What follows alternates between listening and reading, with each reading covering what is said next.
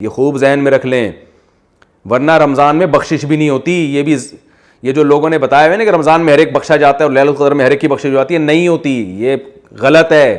لیلۃ القدر میں ان کی بخشش ہوتی ہے جو گناہوں سے توبہ کریں، کیونکہ گناہ کی وجہ سے انسان جہنم میں جاتا ہے. آپ کا یہ پروگرام ہو کہ عید والے دن آپ نے سینما گھر میں جا کے فلم دوبارہ دیکھنی ہے اور کوئی نئی فلم ریلیز ہونے والی ہے وہ جا کے آپ نے دیکھنی ہے، اور لیلۃ القدر میں رو رو کے آدھے ہو جائیں آپ آدھے کیا مر جائیں رو رو کے، ککھ بھی نہیں ہونے والا. رونے پر گورنمنٹ کی طرف سے بھی کوئی پابندی نہیں ہے، اللہ کی طرف سے بھی کوئی پابندی نہیں ہے. There are two types of رونا. رونے کی دو قسمیں ہیں، ایک اخلاص کا رونا، ایک ٹوپی ڈرامے والا رونا. اخلاص کا رونا وہ ہے جس میں آپ کو گناہوں پہ ندامت ہو، کیونکہ گناہ ایک سبب ہے جہنم میں لے جانے کا. تو جہنم سے بچنے کا جو سبب اختیار کرنا، جیسے دنیاوی چیزوں کے اسباب اختیار کرنے پڑتے ہیں نا، پیٹ بھرنے کے لیے کھانا کھانا پڑے گا. رمضان میں لیلۃ القدر میں پوری رات آپ روتے رہیں اللہ میرا پیٹ بھر دے، خدا کی قسم نہیں بھرے گا پیٹ آپ کا. آپ عشاء کے بعد مصلی پہ بیٹھیں لیلۃ القدر میں کہ اللہ میں نہ روٹی ہے میرے پاس نہ میں کماؤں گا، تو میرا پیٹ بھر دے، اور عشاء سے لے کے فجر تک لیلۃ القدر میں آپ دعا مانگتے رہیں.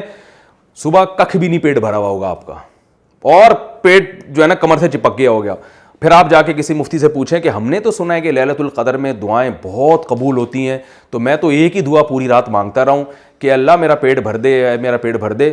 تو کسی ماہر مفتی کے پاس، عالم کے پاس جائیں گے تو وہ کہے گا بھائی تو نے دعا پہ اتنا زور لگایا تو روٹی کہ تو نے اسباب اختیار کیا تندور سے جا کے روٹی خریدی؟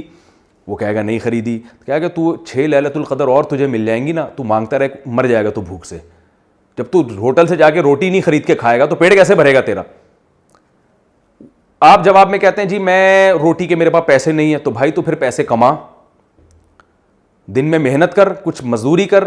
وہ کہے یار میں کماتا ہوں جاب نہیں ملتی ہے، تو بھائی پھر کسی سے مانگ لے، ادھار مانگ لے.